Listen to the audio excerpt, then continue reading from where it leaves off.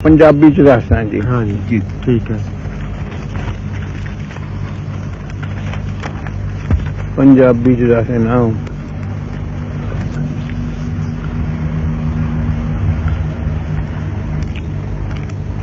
वो जो जनरल था ना विच सख्त आदमी थी जी मैंने 10 साल ਉਹਦੇ ਨਾਲ ਕੰਮ ਕੀਤਾ जी एक भी दिन मैं उनको उसको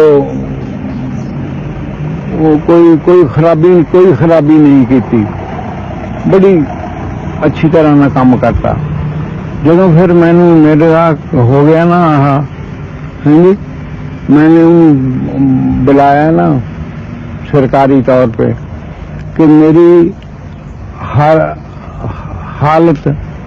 मेरी हालत अब कुछ ऐसी हो गई है कि मैं अपने फराइज पूरा नहीं कर सकता। मेरे को बड़ा दफ्तर था कोर कमांडर का पूरी इंडिया इंजीनियर इंचार्ज सी। मैं क्या हूँ मैं सारा ऐसे काम नहीं कर सकता। तुसी ऐ करो आपकी शफकात है मेरे पास मोहब्बत मुझको फारिग कर दो ब्रिटिश आर्मी से फारिग कर दो। मैं किसी होर आर्मी किसी होर आर्मी जा रहा किसी होर आर्मी से चले गया। तो कहना ये कैसे हो सकता है। मैंने अभी रिपोर्ट लिखी है कि अभी तुम बनेगा वो कि कहेंगे बड़ा आदमी SOMP मेरे लिए सिफारिश की स्टाफ अफसर मैन पावर। अच्छा स्टाफ अफसर मैन पावर मतलब हो गया वो सब कुछ हो गया। फिर वो छुट्टी चला गया ना एक दिन की वो बड़ा आदमी सी वो दौरे पे गया ना। मैंने इस मौके को गनीमत समझा। कपड़े उतार दिए और जरा एक अफसर एक इंडियन अफसर होंदा है वो काला कप्तान कहते हैं उसे काला कप्तान उन्हें लिख देता मैं बस दाढ़ी दूढ़ी नहीं बनानी आज उन्हें चिट्ठी लिख दी कि खत्म। तो कहना कापियां दफ्तर जरिए ले लो वाले का वो कहना तुम का ये कैसे हो सकता है। मैं तो हो गया ये तो हो गया। फिर जी मैनू वो जरा बिच की जगह की इंचार्ज सी उसने मैनू पूछा कि आज मैं अंदर आ सकता हूँ। मैं हाँ जी आओ। कहना आज काम पे क्यों नहीं गया तुम बीमार हो। मैं नहीं घर में तकलीफ है मैं DC लुधियाने को फटाफट बंदोबस्त करता हूँ। मैं कोई नहीं मैं हुक्म देता हूँ कि 15 आधे घंटे के बाद डंडे हारने के बाद तैयार होकर और दफ्तर में आ जाओ और जो कुछ तुमने अभी तक दई को चलो तो जो करतूतें तूने की हैं अभी तक ये बढ़िया करतूता और सब माफ। मैं ये था करतूत पक्की बन गई पक्की बन गई। अच्छा हूं तो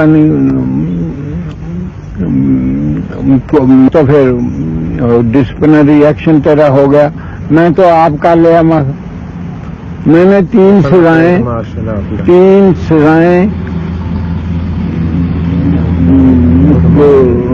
कबूल करी 12 पत्थर और उम्र कैद और गोली।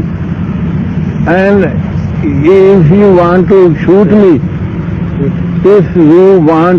मी this can be done now. बस इंडियन ऑफिस ਉਹ ਕਹਿੰਦਾ ਲੁੱਕ ਇੰਡੀਅਨ ਅਫਸਰ। ਮੈਂ ਉਹਨੂੰ ਕਿਹਾ ਉਸੇ ਦੇ ਕਮਾਂਡਰ ਦੇ ਮਖਲੂਕ ਬ੍ਰਿਟਿਸ਼ ਅਫਸਰ। ਹਾਏ ਹਾਏ ਮਤਲਬ ਉਸ ਜ਼ਮਾਨੇ 'ਚ ਨਹੀਂ ਪੈ ਸਕਦਾ ਸੀ। 1945 ਹੋਏ ਹੋਏ ਹੋਏ ਕੋਈ ਜੁਰਤ ਨਹੀਂ ਸੀ ਕਰ ਸਕਦਾ। ਕੋਈ ਜੁਰਤ ਨਹੀਂ ਕਰ ਸਕਦਾ ਅੰਗਰੇਜ਼ ਦੇ ਸਾਹਮਣੇ। ਜੀ ਕਹਿੰਦਾ ਲੁੱਕ ਇੰਡੀਅਨ ਅਫਸਰ ਮਖਲੂਕ ਬ੍ਰਿਟਿਸ਼ ਅਫਸਰ। ਬਸ ਚੁੱਪ ਕਰ ਗਿਆ, ਚੁੱਪ ਕਰਕੇ ਚਲਾ ਗਿਆ। ਉਹ ਫਿਰ ਮੈਨੂੰ ਕਹਿੰਦੇ आओ जी तो तेरा बंदोबस्त करिए। मैं वो तो होना ही है, बंदोबस्त तो तेरा होना ही है। फिर जी गार्ड मिलिट्री गार्ड आके मुझको कैद कर लिया। हाँ हाँ। फिर जी एक मेजर साहब मेरा दोस्त बड़ा अंग्रेज साडी कंपनी च काम करता सी। वो कहना मैनू क्यों ना दसिया तैं जे एह करतूतां करनियां सी मैनू क्यों ना दसिया, मैं तेनू तेरा बंदोबस्त कर रहा। मैं बंदोबस्त तो हो गया, ये जो कुछ होना सी। फिर जी उन्होंने कहते ऐसा करो जो मैं कहूँगा मानो। मैं ठीक, मैं तुम्हारा दोस्त हूँ या तेरे ऊपर तेरे बरखिलाफ मत नहीं। मेरा दोस्त है, मेरे आओ मोटर बहा लिया। अंग्रेज IMNC बड़ा हुंदा जड़ा मिलिट्री अफसर मेडिकल अफसर। हाँ जी। फिर जी मैंने पागल खाने ले गए और तो कोई इलाज का इलाज है नहीं थी मेरा। फिर जी मैंने पागल खाने ले गए। फिर पागल खाने च भी बड़ी मुश्किल जिंदगी होंगी है। तो रंगा रंग सूरज जुमानी हाँ तर्जमा। फिर उन्होंने जी मैं